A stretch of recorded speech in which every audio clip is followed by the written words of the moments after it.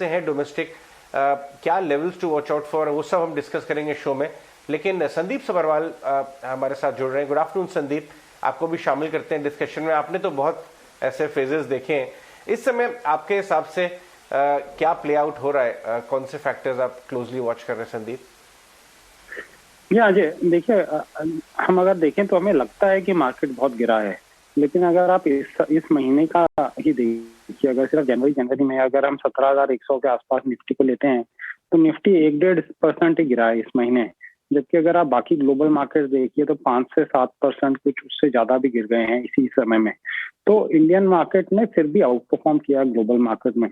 तो हमें एक ग्लोबल इकोसिस्टम का हिस्सा है, तो हम ये नहीं कह सकते कि हम इससे बिल्कुल अलग रहेंगे। एक धारणा सी बन गई थी कि जैसे इंडियन मार्केट अपने ही हिसाब से चल सकता है और उस पे बाकी के बाहर के मार्केट्स या जो ग्लोबल फैक्टर है उसका असर नहीं होगा, ऐसा नहीं है। तो वो असर अब हमें दिख रहा है। तो अब इसमें कई पुल्स एंड पुशेस हैं। एक तो ये फैक्टर है कि जो आपने कहा कि यूएस फेड का है और यूएस फेडरल रिजर्व के जो टाइटनिंग बायस ज्यादा बढ़ गया है, उसका असर जरूर रहेगा पहले 6 महीने इस साल के। तो वो मेरा व्यू था कि पहला 6 महीने इस साल के थोड़े टफ रहेंगे और उसके बाद मार्केट अडेप्ट करेगा और फिर मार्केट वापस ऊपर चढ़ना चाहिए, क्योंकि फर्स्ट फेज ऑफ टाइटनिंग में नॉर्मली बुल मार्केट खत्म होता नहीं है, उसको समय लगता है। लेकिन क्योंकि पिछले साल इतने ज्यादा एक्सेसिव हुए, मतलब $1100 बिलियन इक्विटी फंड में आया, तो उसमें से अगर 100-150 बिलियन भी बाहर जाता है तो बहुत वॉलेटिलिटी कर सकता है, और वो हम देख रहे हैं। और इस बार पहली बार एक अलग सा एसेट क्लास है क्रिप्टो करेंसीज का, जिसमें बहुत सारे लोगों ने बहुत पैसा डाल दिया है, और अगर उसमें भी लॉस होते हैं तो उसका असर भी स्टॉक मार्केट पे आ जाता है। तो इस बार सिचुएशन थोड़ी ज्यादा कॉम्प्लिकेटेड है। तो एक तो ये है कि जो सब फंड फ्लो और ग्लोबल फैक्टर है। दूसरा ये है कि जो कंपनीज के नतीजे आ रहे हैं इंडिया में, अगर हम देखें टेक्नोलॉजी कंपनीज के नतीजे काफी ठीक थे, ऑटो कंपनीज के नतीजे भी जो एक्सपेक्टेशन थे उसके हिसाब से ठीक थे, फाइनेंशियल्स के नतीजे काफी ठीक ठाक आ रहे हैं। तो वो मार्केट में डाउनसाइड रहेगा, लेकिन जो अच्छे नतीजे हैं उसके कारण एक डाउनसाइड की लिमिटेशन हो जाती है। तो कहाँ तक मार्केट जा सकता है ये बताना बहुत मुश्किल है, लेकिन मेरे हिसाब से 16,000 के आसपास का लेवल जो है वो एक अच्छा लेवल रहेगा जो वैल्यू इन्वेस्टर्स हैं उनके लिए निवेश करने के लिए। तो अगर वो लेवल आता है तो उसमें अच्छे बार्गेन मिलेंगे, थोड़ा वैल्यूएशन नीचे मिलेगा, तो उस समय ज्यादा पैसा लगाना ठीक रहेगा। आज के गिरावट में मतलब हम लोग काफी कैश होल्ड कर रहे थे, तो आज हमने थोड़ा थोड़ा खरीदना शुरू किया है। लेकिन मैं फिर भी वेट करूंगा, क्योंकि एक जो धारणा रहती है कि बजट के कारण मार्केट चढ़ेगा, तो बजट मुझे नहीं लगता ज्यादा कुछ इस बार होने वाला है, और ग्लोबली भी वॉलेटिलिटी है, तो थोड़ा अगले कुछ हफ्ते में केयरफुल रहना ही बेहतर रहेगा।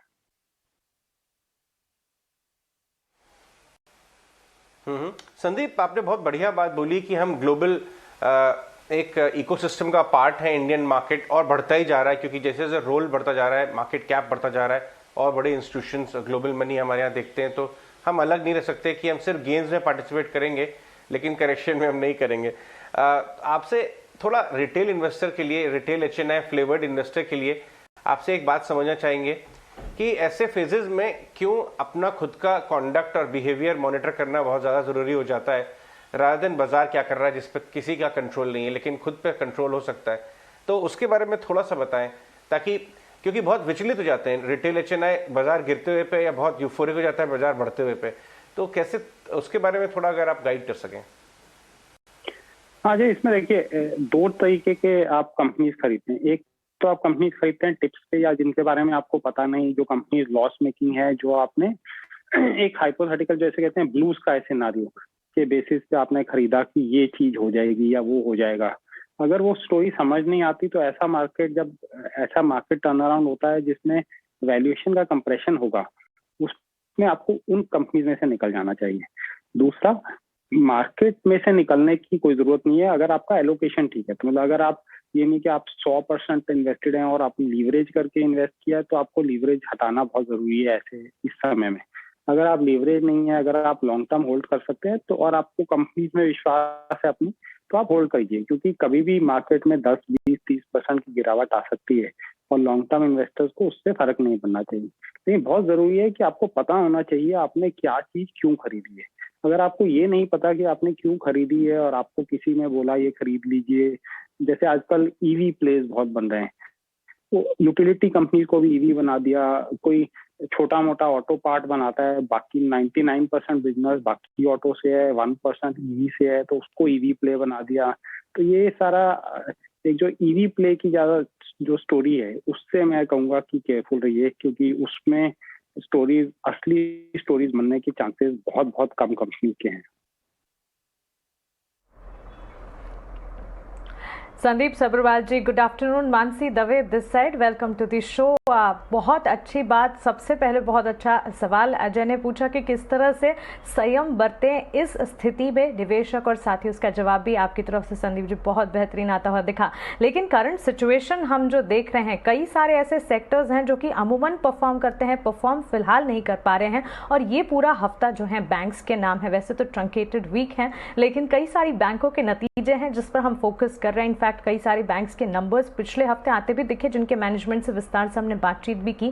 क्या लगता है बैंकिंग शेयरों पर आउटलुक आपका कैसा है? या मानसी, बैंक्स के जो नतीजे हैं वो सबसे पॉजिटिव चीज है इंडियन, अगर हम मार्केट और इकोनॉमी दोनों के लिए देखिए,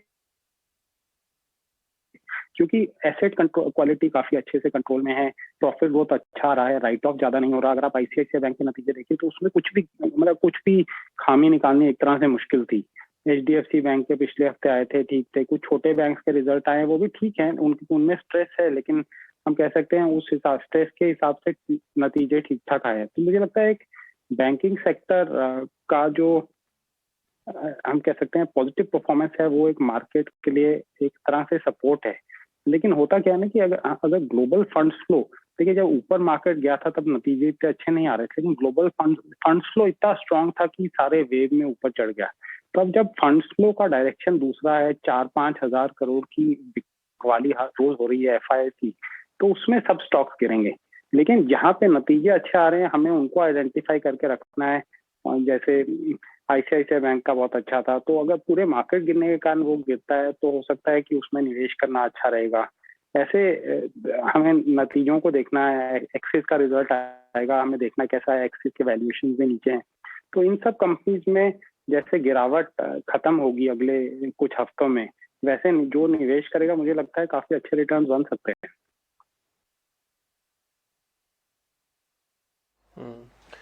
संदीप सर, बहुत शुक्रिया 18 ऑफ स्वदेश को समय देने के लिए। एक चीज मैं आपसे और नोटिस भी करवाना चाहता हूं और पूछना भी चाहता हूं। एक तो इंडिया विक्स आज 24-25% ऊपर है, प्रैक्टिकली 23 पॉइंट का हो गया इंडिया विक्स। एक तो इसको कैसे देखना चाहिए बाजार के अंदर, क्या वॉलिडिटी आगे भी जारी रहेगी क्योंकि सामने इवेंट भी है, यानी कि 200-250 पॉइंट का निफ्टी के स्विंग रोज मिलेंगे? अगर ऐसा होने वाला है, वॉलिडिटी हाई होने वाली है, तो क्या पॉजिटिव बायस भी हो सकती है या फिर अभी नेगेटिव बायस वॉलिडिटी रहेगी? यानी बाजार टूटेगा तो 300 पॉइंट टूटेगा, या फिर पुल बैक भी आ सकता है 300 पॉइंट का सिंगल डे में? या वॉलेटिलिटी बढ़ने का मतलब ये नहीं होता कि एक ही डायरेक्शन में मार्केट जाएगा। वॉलेटिलिटी बढ़ने से स्विंग्स बढ़ जाते हैं नॉर्मली, क्योंकि अनश्योर हो जाते हैं लोग, ट्रेडर्स अनश्योर हो जाते हैं। कुछ डायरेक्शनल प्ले वाले एक तरफ प्ले करने की कोशिश करते हैं, तो वो दोनों तरफ प्ले हो सकता है। मैं नॉर्मली इंडियन विक्स पे इतना ध्यान नहीं देता, ग्लोबल विक्स जो सीबीओई विक्स है उस पे मैं ज्यादा ध्यान देता हूँ, क्योंकि जब वो वॉलेटिलिटी बढ़ती है तो ग्लोबल मार्केट्स में एक वॉलेटिलिटी बढ़ जाती है। तो वहां पे भी एक अपवर्ड स्विंग है वॉलेटिलिटी का। इस समय 28 के लेवल के आसपास वो पहुंचा है। नॉर्मली 38, 38, 40 जब वो पहुंचता है तो सॉर्ट ऑफ हम कहते हैं कि एक बॉटमिंग होती है मार्केट्स की। तो वो होने में अभी कुछ समय है, तो उसको अगर हम ट्रैक करें तो वो शायद मेरे हिसाब से बेहतर रहेगा।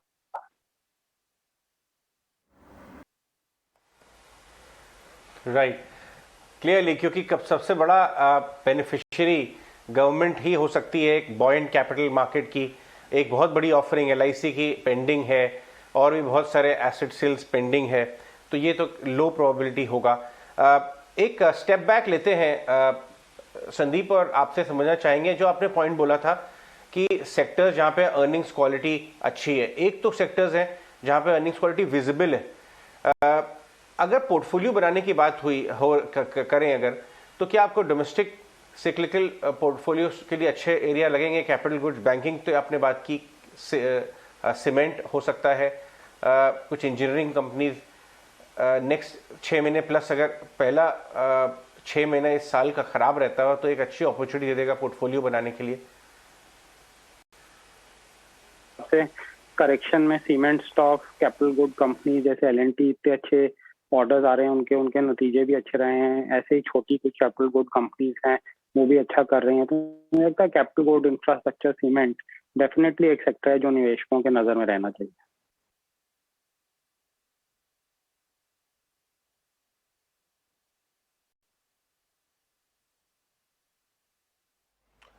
ठीक है संदीप जी, एक चीज आपसे और पता करनी है। आज ना दो बड़े नंबर्स पे मार्केट की नजर थी, एक तो रिलायंस इंडस्ट्रीज, दूसरा आईसीआईसीआई बैंक।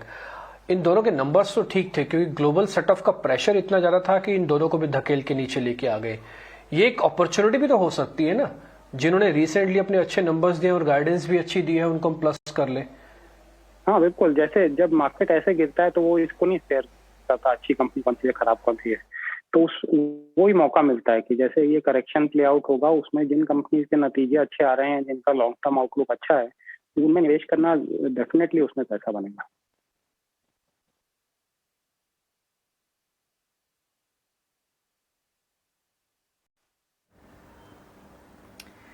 राइट बिल्कुल। एक और बड़ा फैक्टर जो हम देख रहे हैं संदीप इस वक्त बाजार में है, हालांकि हर सेक्टर पर आपको बिकवाली दिख रही है, लेकिन अगर भी आप शुक्रवार से जो ट्रेंड देखें मेजरली, और इनफैक्ट यूएस मार्केट से ट्रेंड शुरू हुआ जहां पर हमने देखा कि गो आउट यानी बाहर जाने वाले ओपन अप के थीम के स्टॉक्स वो चलने लग गए हैं, और जो स्टे एट होम चाहिए यानी इंटरनेट कंपनीज, अब वो क्लियरली आपको यहाँ विजिबल है। आप जोमेटो, पेटीएम, नाइका, इन सब स्टॉक्स को देखें, यहाँ पर भारी बिकवाली हो रही है। ऐसे में आप कौन सा स्टॉक्स को एक्यूमुलेट करने की सलाह देंगे?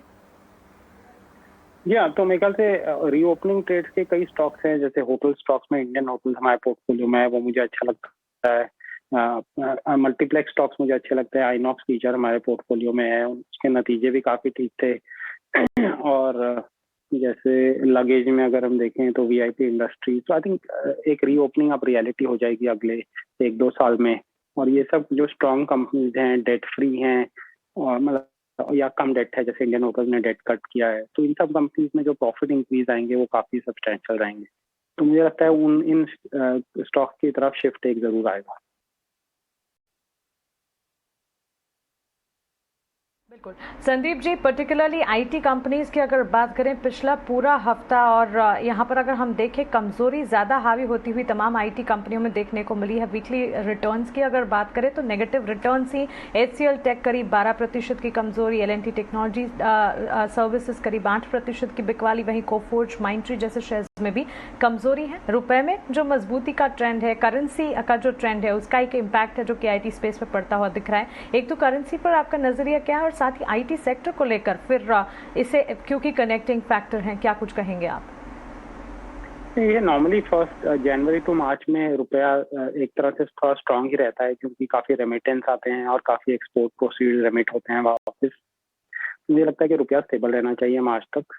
लेकिन आईटी पे मेरा कॉन्ट्रेरियन व्यू ये है कि बहुत ओवरऑन सेक्टर है, बहुत ज्यादा पॉजिटिविटी है, और जैसे जैसे यूएस इकोनॉमी में एक स्लो डाउन आएगा, काफी डिस्क्रिशनरी बजट्स में कट डाउन आएगा, और उस हिसाब से जो काइंड ऑफ ग्रोथ आजकल प्रोजेक्शन में आ रहे हैं उस टाइप का ग्रोथ शायद ना आ पाए, और मार्जिन पे भी हिट लगेगा क्योंकि वेज इन्फ्लेशन बहुत स्ट्रांग है। तो मेरा एक कॉन्ट्रेरियन व्यू है, उस हिसाब से टेक्नोलॉजी स्टॉक्स पे हमने काफी अपना निवेश कम किया है, वेटेज कम किया है। मुझे लगता है कि ओनरशिप बहुत ज्यादा है, वैल्यूएशन बहुत ज्यादा है, और इसमें थोड़ा अंडरवेट रहना अच्छा रहेगा।